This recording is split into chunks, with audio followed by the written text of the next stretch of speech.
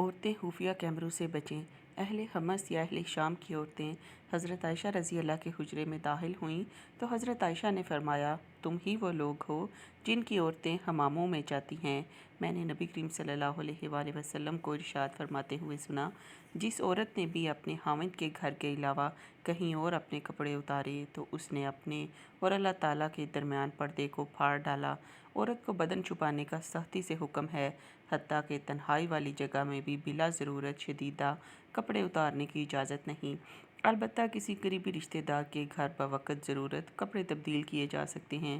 آج کی عورتیں فیشنیبل، روشن خیال اور ماڈرن بننے کی بجائے اگر شریعت پر عمل شروع کر دیں تو اپنی عفت، ناموس اور عزت بچا سکتی ہیں، کیونکہ آج کل عورتوں کے fitness club, sports club, beauty parlours اور کپڑوں کی دکانوں کے ڈریس تبدیل کرنے کی جگہوں میں خفیہ کیمرے نصب ہوتے ہیں، جن کے ذریعے بڑی تعداد میں برہنہ تصاویر اور ویڈیوز بنا کر انٹرنیٹ پر شائع کی جا رہی ہیں۔ اس لیے احتیاط اور بہت احتیاط کیجیے۔